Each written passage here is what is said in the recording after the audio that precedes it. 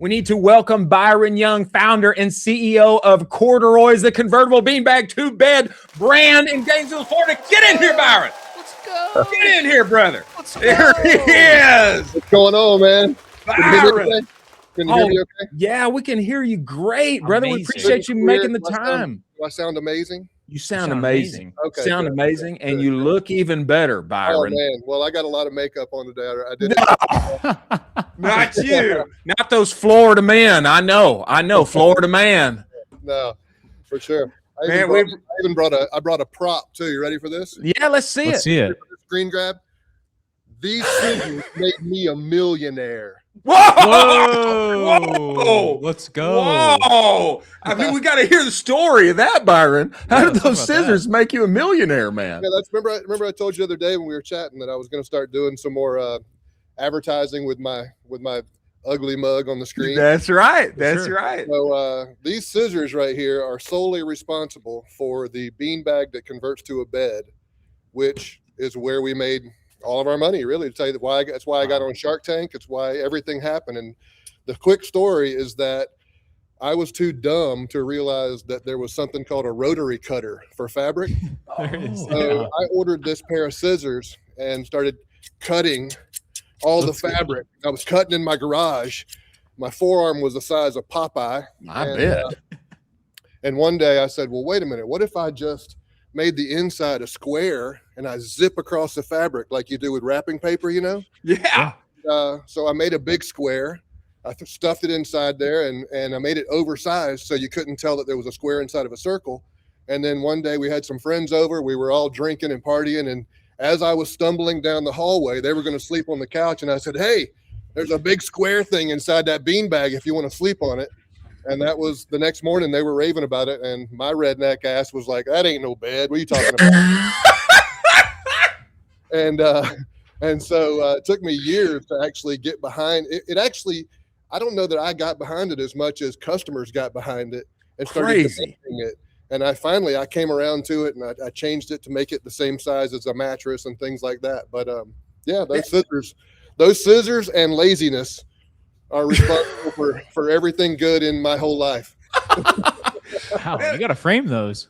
That is an incredible story, Byron. I mean, it's true, like innovation. I mean, you're in there and I got to figure this thing out, put a square inside it, and it landed you on Shark Tank. Yeah, it sure did, man. We I don't know how many years ago that's been now, but it's like you said, season 4. And the funny thing about season 4 is that, nowadays everybody knows everything about Shark Tank. There's groups about it and things. Yeah. We didn't know shit back in season 4. I was terrible. All I know is I'm going to California to talk to some TV people and sell my business, which, in my mind, I was already rich, even though I didn't have any money. I was doing fine. And here I am in California talking about selling my business. I was terrified. That is terrifying. Needless to say, it went well. Well, go ahead, Colin. I was just going to say, could you talk to us a little bit about that experience? Because it sounds terrifying to get in front of 5 people, pitch your product live. I mean, just knowing me, I would be, you go up, open the pits, and I'm just sweating from, the whole bottom is just, I'm covered in sweat. Oh, did we lose him? I'm here. I don't know what's going on. Back. We got you. He's back. He's back. Could you talk to us a little bit about that experience? So, it's funny that you mentioned that because we were in the, you're in these big studios, and we were in, let's call it a green room. It's actually just a room made out of fabric. Okay. And we're waiting to go on, and my shirt, my pits were so drenched. And I also realized that I had like a deodorant. You know how deodorant gets on your shirt sometimes? Yeah, of course. I wasn't looking very good, trust me. And there was nothing to wipe the damn thing off with. True story. My wife breaks out in a tampon. I'm not kidding. It was the only thing we could find to try to get that shit off my shirt. And then right before they called me, they called my name, and I go, this was exactly what happened. I go, you know what? Fuck it. I'm a fucking guy, and I fucking sweat. Let's go. Let's go. That's hilarious. And so I went out there with my sweaty pits, and I mean, I was terrified. I really, really thought I was dying up even a month before the show. Even when they would call me, I'd be nervous. And then When I got out there, the producer called me and the day before, and she goes, "How you doing?" And I said, "Not good, not good at all, not good. I think I'm going to have a heart attack. I'm not doing good at all." Now, Byron, it's terrifying. I heard because you gave me a little window on this. I heard, of course, you got the deal. You got the deal with Lori. But I heard that afterward, like you didn't even call her. I mean, what's the story? What's the story? So here's the deal. So back in season 4, nobody knew anything. You know, everything was very real. They kept it very secret. And but when we did you do a pre-pitch. So the day before, you kind of go through the motions. And there's a guy named Clay Newbill. You can look him up. He's like Mark Burnett's head dude. He's super important in whatever he does. And so I'm doing my pre-pitch, and I had my business valued. I think it was at $4 million. Yeah, it was a legit valuation. I felt like, and he stopped me and says, you know, he starts talking about my valuation, and I said, well, shit, man, what do you want? You know, what do you want me to do? It is what it is. And he did something that really got me. He said, it is what it is, and he stopped. He didn't argue with me. And I went home or back to the hotel with my wife, and I wouldn't let it go. I was like, I like that guy. That guy's I would hang out with that dude. What's he trying to tell me? He's trying to tell me something that he can't tell me. And we went to Target. We came back. We laid down in the bed, I'm just trying to relax. And it was like a movie. I just sat straight up, and I was like, I figured it out. And my wife's dead asleep. She goes, you figured what out? I said, I figured it out. I said, the deals aren't real. Well, I was wrong about that. The deals are real. Okay. In my mind, I was thinking, okay, I don't really know the definition of duress, but I got to be under it right now, the way I feel. And there's no way I can make a multi-million-dollar deal on TV in 15 minutes. And so she says, well, what does that mean? I said, that means I'm devaluing the business to $1 million. And I'm not leaving that room without a deal, because Clay did tell me, he said, the audience is rooting for you. And if you get a deal, your website will go crazy. And that's all I heard. I was done. I'll sell that sumbitch for a penny. I don't give a shit. I'm not leaving that room. So yeah, I go in there, and I'm thinking, I'm just going to, and of course I called my business partner at the time, and everybody affiliated with this thing, and they're losing their minds. Like, no. I said, don't worry about it. It'll be fine. So I go in there, and I get the deal. It's the worst deal in Shark Tank history, I'm pretty sure. And I got the deal thinking that I never knew it was going to be such a bad deal. I was making money. I thought there was going to be some pretty big deals to choose from, right? And yeah. Just Lori left, and I'm like, oh shit, I got to get this deal. And so, you know, I did it, and everybody made a big deal about it and everything. And then fast forward, I never called her. I threw the number on my desk, and all my friends were asking for the number and stuff. And here I am looking at it every day going, maybe I'll call her tomorrow. And, you know, I could tell that story and make myself seem really cool. But honestly, the reason I wasn't calling her was because I'm not a liar, and I kind of lied. Yeah. And that's a big time no. And so finally one day she called me, and I didn't know it was her. Hey, how's it going? She goes, hey, it's Lori Greiner. And I'm like, oh, hey, how's it going? You know, almost like, hey, I was just about to call you. Oh boy. And so she asked me, she's like, you must not be too excited about this deal. You didn't call me.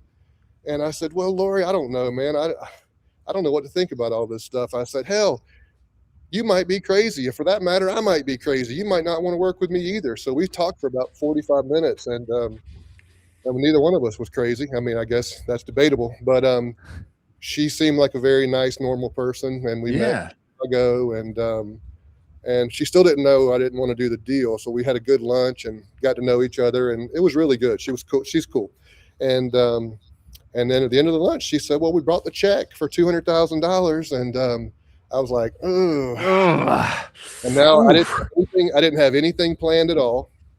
And she said, are you telling me that you just did that deal just for TV? Oh, a big time no. And she's very blunt. Lori is very blunt and very smart. She's like, you telling me you just did that deal just for TV? And I said, well, I guess what I'm telling you is that I wasn't leaving that room without your phone number. And she goes, I'll never forget. She goes, well played. Oh, wow. And so she goes, what is it you want to do? I said, I have no idea. And so we came up with a deal that that where basically I don't know if this is the right word, broker, I don't know what you want to call it, but we came up with a deal where I didn't take any money from her, but I did give her a piece of the action for 5 years. And we ended up working together. We did QVC for 5 years straight. If they called me right now, I had to go jump on a plane and be at QVC. We sold millions of dollars worth of incredible, man. QVC. And so essentially, that's one thing I want to say about Shark Tank is some people say the deals aren't real because they don't go through. I say the fact that they don't go through is what makes them real, because that's the nature of a deal. Is you got to do your due diligence, and it's not, a lot of times deals don't work out. They usually don't work out because of the entrepreneur, though. Yeah. And so we ended up partnering just in a different fashion, and the whole story for me was just, I got nothing bad to say about it, nothing at all. It was all fantastic. She was great, and the whole ride was fun. So that is incredible, man. That's the art of the deal right now. You're just saying, I don't really know if I want to do this, and they're like, well, have you thought about it even more? And they're more and more interested. You're constantly pushing them away. The cool thing about her was that she was willing to talk and listen, and for some reason she believed in this damn beanbag, which a lot of people might be skeptical of. So good for her. I appreciate that from her. Wow. Well, Byron, I think that deal and CordaRoy's has become one of the most successful businesses that's been on Shark Tank. I think it was number 10. What did I tell you it was? I can't remember. I can't remember either. I don't know. We'll call it top 10, top 15, something like that. It's done really well. We definitely went through the roof. I mean, I had a marketing company called. That's the thing about Shark Tank. A lot of things happen that you don't expect. You start getting calls from people, and one of the cold calls I got was from a marketing company out of California, and they basically taught us how to do online marketing, which had never worked for me. When I would throw $100 at it, it wouldn't do anything, so I figured it didn't work. And when they came on board, I challenged them to hit. This is a funny one. I'm in Hawaii on a vacation with my family, and I'm talking to our girl out there, and I said, listen, Megan, if we can do $5,000 a day, we're fishing in the ocean. We're not fishing in a retention pond here. We're fishing in the ocean. If I can catch 5 fish, I can catch 50 fish. So why can't we do 50,000 a day? And she said, okay, well, we're trying to scale up, blah, blah. I don't even know what any of that shit means at this point. So, and so I said, all I know is we're fishing in a big, big ocean here. We should be able to do more. Well, I'm in Hawaii for 3 weeks, and one day I watched that damn thing go to $50,000, and I'm like, "Oh, this is cool." And then the next day, it goes to $60,000. And now, keep in mind, all this time we got our shit together. We've been in business for 15 years. Yeah. So if you say you need beanbags, I can make any amount you need. You're never gonna outdo us. So I thought, and so we hit 60. Long story short, while I'm in Hawaii, we hit 300,000 in a day. Seriously? And it doesn't stop. And all of a sudden, I'm standing over there answering. That's when I figured out that we had messages coming from 1,000 places, Facebook, Instagram, blah, blah, blah. And I'm over there answering because we don't have anybody doing this. So I'm standing at a convenience store. My wife's going, are you gonna join us? I'm like, baby, I got shit to do. And it does not stop, man. The floodgates opened, and it exposed every hole in our game. I'm talking about from manufacturing to customer service to you name it. It was like I'd never dreamed we could sell too many. And you definitely can. It's definitely important to know your limitations on that. And I tell people that all the time. You better be expecting, because the internet can shock you. Power of the internet. That's incredible, Byron. I mean, it goes to show like what a tiger by the tail you guys had developed product wise over the years. And then, you bring that to more and more eyeballs, and then you got problems that you didn't know you could have. That's incredible. Right. Yeah, it definitely was crazy. Oh, by the way, my buddy Ricardo, as he likes to be called. Yeah, Ricky, he was on the show. Oh yeah, you're so fancy, Ricardo. He told me that I have to say that what was it? He has to say, I'm Byron Young. I'm with CordaRoy's, and I make beanbags that convert to beds and other comfort products that will make your home better. There we go. We'll take it. We'll take it. Ricky knows what he's I'm talking pretty about. sure that's not the way you wanted me to do it. Well, he knows what he's talking about. Byron, so I mean, give us insight on, like, okay, so you guys, you get the incredible deal on Shark Tank.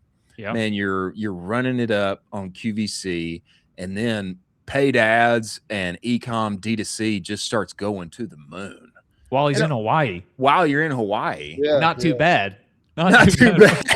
Except it got, I wish I could say it wasn't too bad, but it turned into a lot of stress at that point.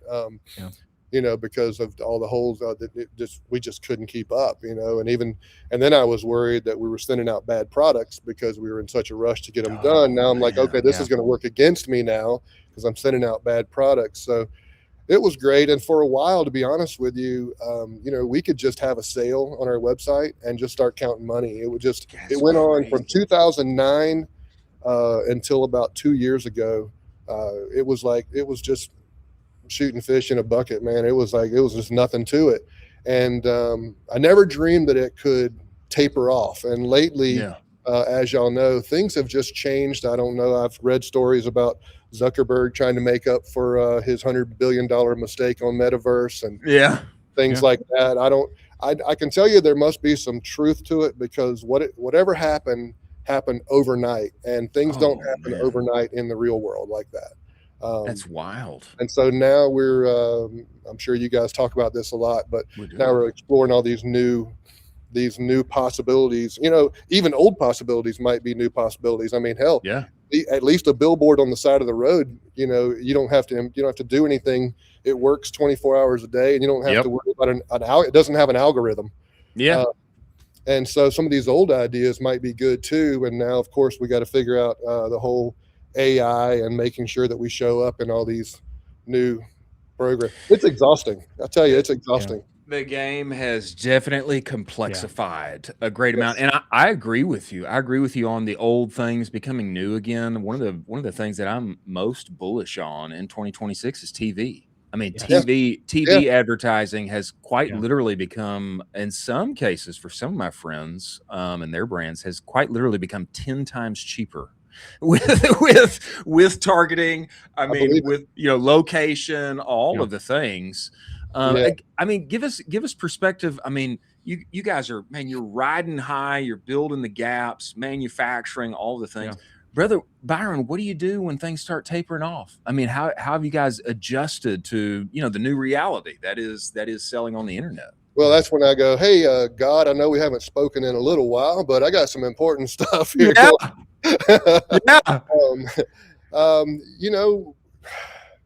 It's been a lot of things. We've, like I told you before, the content with me on it typically does well. I was trying to kind of step away from that for a while, and lately, like I told you the other day, that I need to get back in on that, and that's one of the reasons I'm doing this podcast, and I'm going to start filming some content and telling some stories that I have from all these years of doing it. We're focusing on different ways to make sure we show up in all the AI programs. That's another one. And really just focusing on better content. For instance, we did TV before, and we put together some pretty cool commercials, but they weren't great. It wasn't like we put we just used content we've had before that we thought was pretty and looked cool. There wasn't like a think tank that went into it to make sure that it was excellent. I always compare everything to fishing.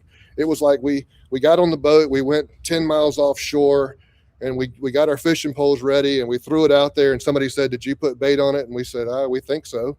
The commercial, what I call the bait, I don't know that it was great. It performed okay, but we're looking now to do some stuff where we really, really put our heart and soul into the bait, which is the commercial, the content, and really try TV again with something that I want to look at it and go, that shit will work. That'll work. You know what I mean? And so I think if we come up with that content there and try TV again, we'll see different results. Because let's face it, at least on TV, there's no distractions. When that commercial's on, commercial's on. It's on. Exactly. There is this silver lining here that you kind of talked a little bit with Chris about, where these pet beds you discovered are a huge home run for you. Could you talk a little bit about this? Because this is kind of a new category you're kind of going into here. Could you talk a little bit about pet beds? Yeah, our pet beds are, well, I don't know if you can see. Let's see it. There we go.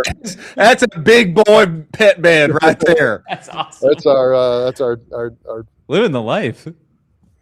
Yeah, that tests them all out. That's Charlie. That's awesome.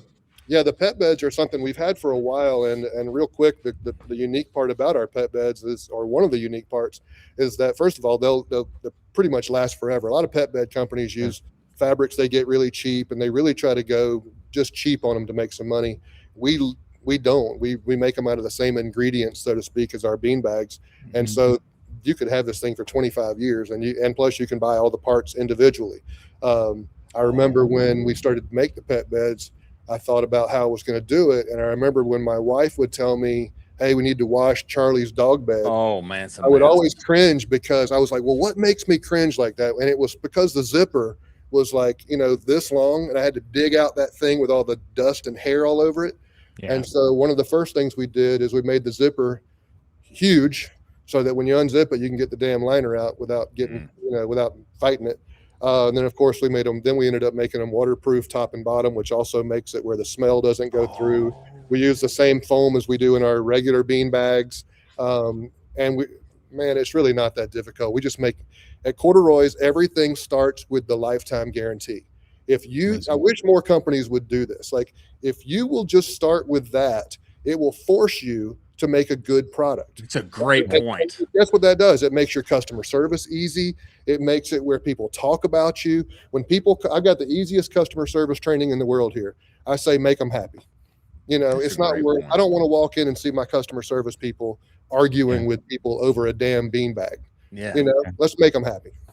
That's a great point, Byron. And this point that you have brought up on product development and just making a better cup of coffee. I mean, actually putting the thought into like, how do I make this thing great? And then let's go make our customers happy once they get it. You don't have to buy an extended warranty. You don't have to buy an extended warranty. Kiss my ass. Are you joking? Are you kidding me? I bought a Jeep. I bought a brand new Jeep for my daughter. The front end has got something called a death wobble. Hey, Jeep, if you're listening, your Jeeps have a death wobble. My daughter is driving a Jeep with a death wobble, but it's not covered by warranty. Like, What in the world? Are you kidding me, man? Like, extended warranty? What? How about just take care of your shit? Exactly. Not at CordaRoy's, they're going to take care of you. We know that. At CordaRoy's, you don't need an extended warranty. We give you a lifetime guarantee. You call us up. If you're not happy, we'll make you happy. Man, there's a lot of That's an ad right there. Clip that. Yeah, there's a lot of takeaways. Send it out. And we're going to get it. We're going to get all this footage to you, Byron, because I'm convinced there's some great ads just off of having you on screen here already, man. Yeah. Hey, they'll all be beeped out though. You won't even be able to tell what I'm doing. That is awesome. Well, that's amazing.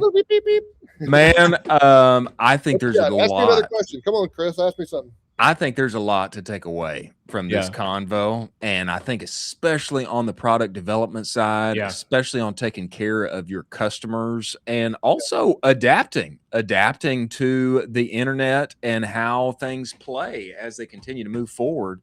And you can teach an old dog new tricks. We've got Byron on screen doing the thing and making some of the best content on the internet, bleeps and all. We love what you're doing, Byron. Man, we appreciate you making the time and coming on the show. We got to have you back and get an update. I'm convinced, just like you were saying about bait. Of course, you got to have the right bait. You got to be in the right spot. Find the right honey hole. But I'm convinced, man. TV, AppLovin, we're average 35-second watch time on your ads. I'm convinced there's some great spots that are built for higher AOV in this new era of the internet that you guys are going to crush in, man, and continue to move forward. I completely agree. Yeah, well, I appreciate you guys listening to me yap, man. It's I don't do much of these kind of things, so as you can tell, I'm not too polished. Oh, you are. You're the best. We appreciate it.